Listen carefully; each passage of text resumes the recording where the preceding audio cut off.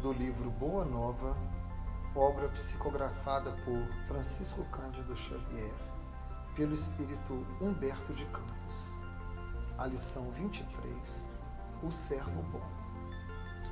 A condenação das riquezas se firmara no espírito dos discípulos com profundas raízes, a tal ponto que por várias vezes foi Jesus obrigado a intervir de maneira a pôr termo a contendas injustificáveis.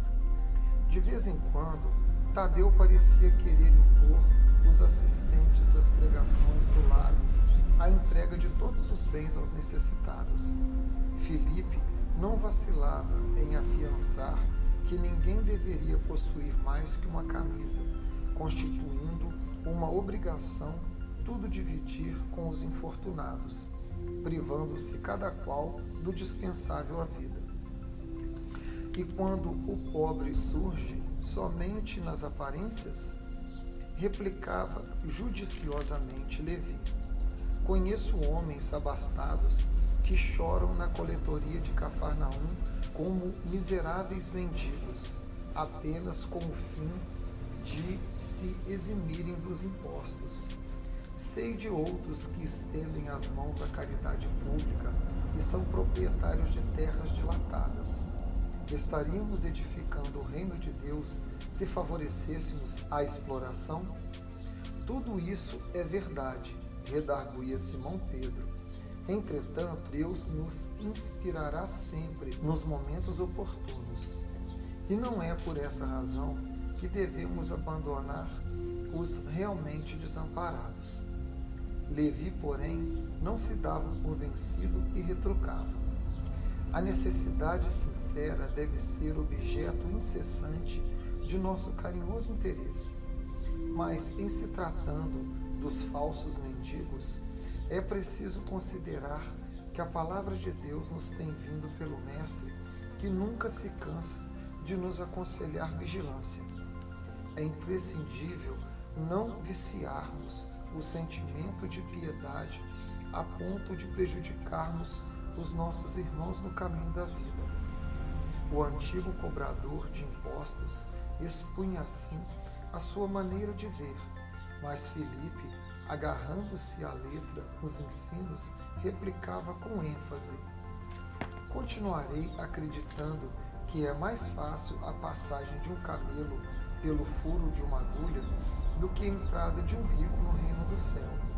Jesus não participava dessas discussões, porém sentia as dúvidas que pairavam no coração dos discípulos e, deixando-os entregues aos seus raciocínios próprios, aguardava oportunidade para um esclarecimento geral. Passava-se o tempo e as pequenas controvérsias continuavam acesas. Chegara, porém, o dia em que o Mestre se ausentaria da Galiléia para a derradeira viagem a Jerusalém. A sua última ida a Jericó, antes do suplício, era aguardada com curiosidade imensa. Grandes multidões se apinhavam nas estradas. Um publicano abastado, de nome Zaqueu, conhecia o renome do Messias e desejava vê-lo. Chefe prestigioso na sua cidade, homem rico e enérgico. Zaqueu era, porém, de pequena estatura, tanto assim que, buscando satisfazer o seu vivo desejo, procurou acomodar-se sobre um sicômoro, levado pela ansiosa expectativa com que esperava a passagem de Jesus. Coração inundado de curiosidade e de sensações alegres. O chefe publicano, ao aproximar-se o Messias, admirou-lhe o porte nobre e simples, sentindo-se magnetizado pela sua indefinível simpatia. Altamente surpreendido, verificou que o mestre estacionara a seu lado e lhe dizia com acento íntimo: Zaqueu, desce dessa árvore, porque hoje necessito de tua hospitalidade e de tua companhia. Sem que pudesse traduzir o que se passava em seu coração, o publicano de Jericó desceu de sua improvisada galeria, possuído de imenso júbilo. Abraçou-se a Jesus com prazer espontâneo e ordenou todas as providências para que o querido hóspede e sua comitiva fossem recebidos em casa com a maior alegria. O mestre deu o braço ao publicano e escutava atento as suas observações mais insignificantes, com grande escândalo da maioria dos discípulos. Não se tratava de um rico que devia ser condenado? Perguntava Filipe a si próprio. E Simão Pedro refletia intimamente: como justificar tudo isso se Zaqueu é um homem de dinheiro e pecador perante a lei? A breves instantes, porém, toda a comitiva penetrava na residência do publicano, que não ocultava o seu contentamento inexcedível. Jesus lhe conquistara as atenções, tocando-lhe as fibras mais íntimas do espírito com a sua presença generosa. Tratava-se de um hóspede bem-amado, que lhe ficaria eternamente no coração. Aproximava-se o crepúsculo, quando Zaqueu mandou oferecer uma leve refeição a todo o povo, em sinal de alegria. Sentando-se com Jesus e os seus discípulos sob um vasto alpendre, palestra versava sobre a nova doutrina, e sabendo que o mestre não perdia ensejo de condenar as riquezas criminosas do mundo, o publicano esclarecia com toda a sinceridade de sua alma: Senhor, é verdade que tenho sido observado como um homem de vida reprovável, mas desde muitos anos venho procurando empregar o dinheiro de modo que apresente benefícios para todos os que me rodeiem a vida. Compreendo que aqui em Jericó havia muitos pais de família sem trabalho. Organizei múltiplos serviços de criação de animais e de cultivo permanente da terra. Até de Jerusalém, muitas famílias já vieram buscar em meus trabalhos os indispensáveis recursos à vida. Abençoado seja o teu esforço, replicou Jesus, cheio de bondade. Zaqueu ganhou novas forças e murmurou: os servos de minha casa nunca me encontram sem a sincera disposição de servi-los. Regozijo-me contigo, exclamou o Messias, porque todos nós somos servos de nosso Pai. O publicano, que tantas vezes fora injustamente acusado, experimentou grande satisfação. A palavra de Jesus era uma recompensa valiosa à sua consciência dedicada ao bem coletivo. Extasiado, levantou-se e, estendendo ao Cristo as mãos, exclamou alegremente: Senhor, Senhor, tão profunda é a minha alegria que repartirei hoje com todos os necessitados a metade dos meus bens. E se em alguma coisa tenho prejudicado alguém, indenizá-lo-ei quadruplicadamente. Jesus o abraçou com um formoso sorriso e respondeu: Bem-aventurado és tu, que agora contemplas em tua casa a verdadeira salvação. Alguns dos discípulos, notadamente Filipe e Simão, não conseguiam ocultar suas deduções desagradáveis. Mais ou menos aferrados às leis judaicas e atentando somente no sentido literal das lições do Messias, estranhavam aquela afabilidade de Jesus, aprovando os atos de um rico do mundo, confessadamente publicano e pecador.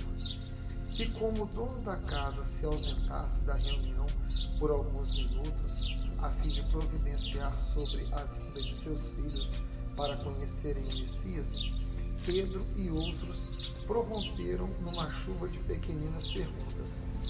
Por que tamanha aprovação a um rico mesquinho? As riquezas não eram condenadas pelo Evangelho do Reino? Por que não se hospedarem numa casa humilde, e sim naquela vivenda suntuosa em contraposição aos ensinos da humildade?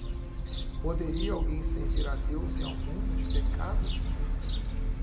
O mestre deixou que cessassem as interrogações e esclareceu com generosa firmeza: Amigos, acreditais porventura que o Evangelho tenha vindo ao mundo para transformar todos os homens em miseráveis mendigos? Qual a esmola maior?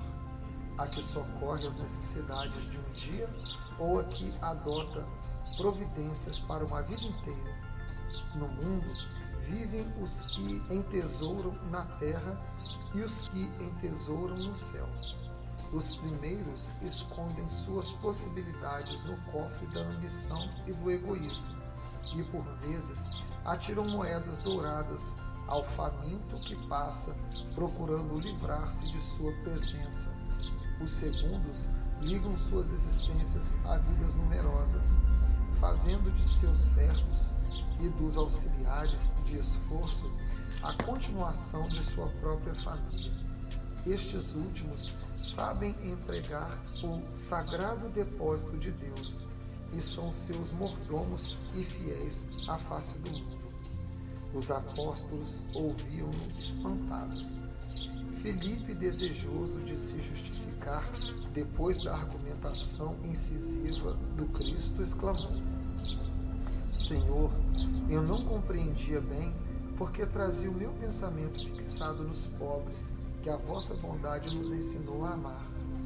Entretanto, Filipe, ele elucidou o mestre, é necessário não nos perdermos em viciações no sentimento. Nunca ouviste falar numa terra pobre, numa árvore pobre, em animais desamparados? E, acima de tudo, nesses quadros da natureza a que Zaqueu procura atender? Não vês o homem, nosso irmão? Qual será o mais infeliz? O mendigo sem possibilidade a não ser a de sua própria manutenção? Ou um pai carregado de filhinhos a lhe pedirem pão? Como André o observasse com grande brilho nos olhos, maravilhado com suas explicações, o mestre acentuou: Sim, amigos, ditosos os que repartirem os seus bens com os pobres, mas bem-aventurados também os que consagrarem suas possibilidades aos movimentos da vida, cientes de que o mundo é um grande necessitado e que sabem assim servir a Deus com as riquezas que lhes foram confiadas. Em seguida, Zaqueu mandou servir uma grande mesa ao Senhor e aos discípulos, onde Jesus partiu o pão, partilhando do contentamento geral, impulsionado por um júbilo insopitável. O chefe publicano de Jericó apresentou seus filhos a Jesus e mandou que seus servos festejassem aquela noite memorável para o seu coração. Nos terreiros amplos da casa, crianças e velhos felizes cantaram hinos de cariciosa ventura, enquanto jovens, em grande número, tocavam flautas, enchendo de harmonias o ambiente. Foi então que Jesus, reunidos todos, contou a formosa parábola dos talentos, conforme a narrativa dos apóstolos, e foi também que, pausando enternecido e generoso olhar sobre a figura de Zaqueu, seus lábios divinos pronunciaram as imorredoras palavras: Bem-aventurado sejas tu, servo bom